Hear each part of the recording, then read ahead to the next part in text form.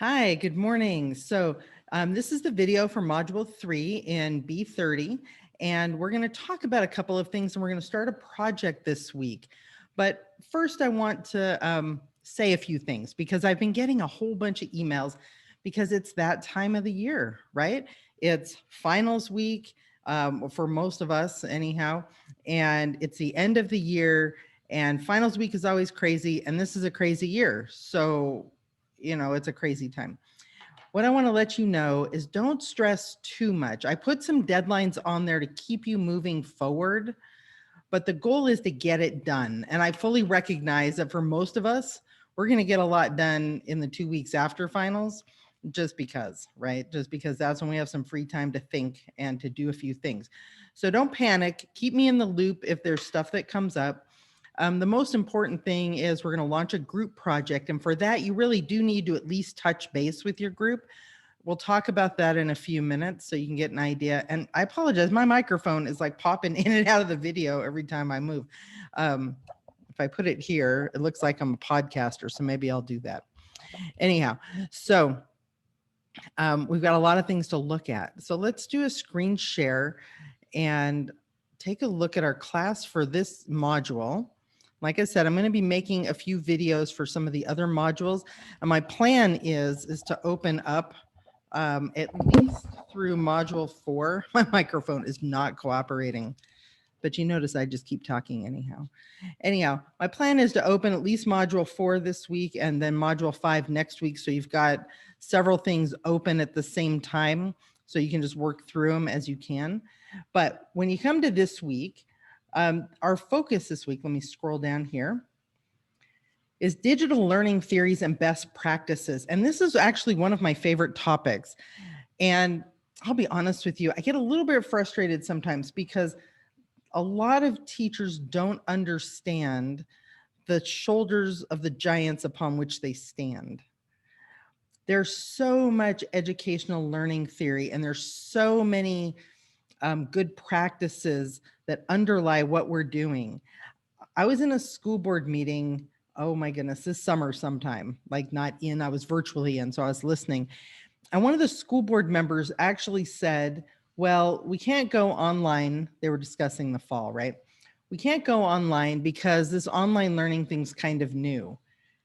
And I'm sitting there yelling at the screen, no, it's not. I've been doing this for 20 years. Okay, it's not new. We have good theory, we have good practices. That's part of why you're in this class, is to learn some of these things and understand some of these things. And that's going to be the focus of this module, to give you an understanding of the pedagogy that underlies good practices, the theory that informs the practice. And it's a very empowering thing to know. If somebody says, well, why are you doing it that way?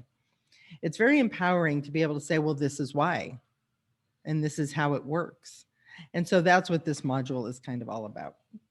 So that's our objectives and outcomes, is we're going to create an activity, that's the group project, that uses the principles of learning theories to enhance student learning. And we're going to look at some class management strategies and choose appropriate research-based strategies for an online learning activity or scenario. That's our goal. All right. So as you can see from the module content block here, we're going to cover, and these are by no means all of the different learning theories, but these are some of the ones that strongly inform what we're doing here. All right. And I'll just give you my philosophy, if you haven't picked that up already. It's, you have to learn technology by doing technology. You can't just read about it. And I believed that early on. I was a 4-H member. I was an FFA member, the whole learning by doing, hands-on learning. It was just baked into everything we did. And I had teachers that were like that. And in graduate school, I had professors that facilitated a community of practice, of sharing and teaching and learning. And so I've got lots of background, theoretical background, in why this all works. And I believe strongly in connecting students to students, a social learning theory. I believe strongly that I can't teach you anything. I can set up the learning environment. I can provide some supports. And then mostly I can get out of your way so that you can try things out. And that's the plan. This isn't going to work if you don't try things out. And what was interesting to me is that I received a number of emails from people that were a little bit nervous. They weren't doing it right. It was interesting. I want you to, when you get those feelings, I want you to just flip on your metacognition hat and think about that. Like, how might your students feel? Like, that probably is how your students feel, right? Like, I can't get it right. Anyhow, we'll talk about that a little more later. So there's going to be a bunch of stuff to go through. There's some optional readings, which expand on the things that are going to be in this module. And so I'm not going to read all of these. I'm just going to show you kind of the format. And so we're going to take a learning theory.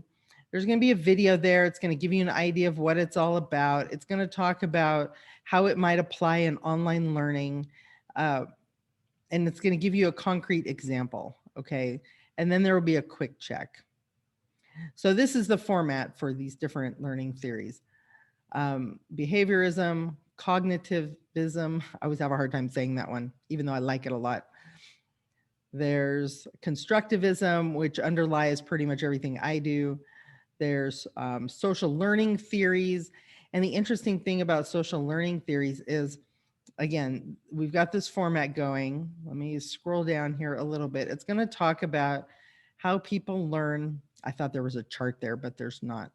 But it's this idea that learning doesn't happen in a vacuum. Even if you're just reading a book, somebody wrote the book. So at some level, you're engaging with somebody, right? Anyhow, read through all of these, at least give them a good scan so you understand what's happening. Now, let's jump to the next thing, which is the activity, the group project. And I know when you say group project, it strikes fear in the hearts of your students, and it probably strikes fear in your heart also. I'm going to do another video just for this project. So I'm going to leave this here, and there'll be another video down here. And so when you get back to this, go look for that video. The next thing you'll have to do is there's this activity about this is information about engaging activities. And there's a bunch of resources here. And this is the theme that keeps coming up with people is, how do I engage my students? And there are very, very definite ways of engaging your students in an online learning environment. One of which I'm going to test out when we do our Zoom calls this week. So if you haven't signed up for Zoom already, you don't have to, like, it's an option, but it would be really good if you did. And there's still some spots available. But anyhow, here, let me throw this in there. I put it in Discord last night, or early this morning, if you notice the timestamp. Anyhow, you'd be surprised at how much a simple shift from, are there any questions, to write down a question you still have can lead to greater student engagement. And so one of the things I do in Zoom is I ask students, can you put something in chat, like direct message me a question you have? All right, but think of that. Are there any questions? They could just say no. 2, write down a question you still have. That opens up permissions for them to ask that question. So read through this engaging activities. I think you'll find a few really good things. And then the last piece of this module is a short quiz, effective contact. And so that's kind of what the focus is here, is how to do effective contact. There's a very, very short quiz, okay? And what I'm going to do, there's a matching question. And this is just a practice quiz anyhow, so don't stress over it too much. But anyhow, there's 3 forms of effective content, do the matching, and then I think I wrote all that down. Oh, and then the second question, this is not a big essay. This is like, 3 to 5 sentences. Think of a unit in one of your classes, current or upcoming, and give one example of each type of effective content. So let's say you were doing a unit on weather. I don't know, you're teaching a meteorology class. What would be an example of student-to-student contact, instructor-to-student contact, and student-to-content contact? Describe that succinctly, okay? Use full sentences. I'm a little bit of a grammar Nazi. Make sure it's legible and Makes sense. That's all I'm going to say there. Anyhow, that's all you have to do. That's the main things that we have going on in this unit on learning theories. I'm an effective learning. And so the approach I want you to take in anything that you do here, because there's going to be Discord's a new technology for most of you, Zoom's a new technology for some of you, Canvas might be a new technology for some of you, discussion forums are a new technology. There's lots of new technologies, okay? Look at it as an adventure. Look at it as a way to expand your teaching toolbox, your teaching toolkit. Don't just read about it, try it. And it's okay if you goof it up. Like you're not going to break anything, not in this class. Okay. That's the whole point of being here. Try stuff out. So, like I said before, let me go back to screen share. Make sure that if you're doing this option, yes, I'm about to navigate away. Thank you for checking on me, Canvas. Make sure you go to the find appointment if you haven't done this already. And a whole bunch of people have. And it looks like this one's full. It's not even showing this one. Anyhow, make sure that you come down here and you add yourself to an appointment. I think we're going to have a lot of fun. I'm probably going to cancel the Sunday one because nobody signed up yet for that one. So we'll probably just cancel that one. But anyhow, we're gonna talk about your reflection. But if you're not doing the Zoom option, remember there's a written option and a video option. And I personally would prefer the video option or the Zoom option, not the written option, but you get to choose whatever you want to do. So this is going to be a really good, interesting week. Don't panic about the deadlines. Okay. We're all professionals here. We're all teachers here. It's a little weird when some of you email me and say, hey, Professor Curdy, because I feel like we're colleagues, right? So it's okay to just call me Debbie. Although there's an assignment which is going to ask you to email me, and it says to put Professor Curdy just because we're pretending to be, professional. Anyhow, keep me in the loop if stuff comes up that keeps you from hitting a deadline. But on that group project, and I'll talk about this in the specific video for that, on that group project, please, please, please, please at least connect with the group. Okay, do that this week.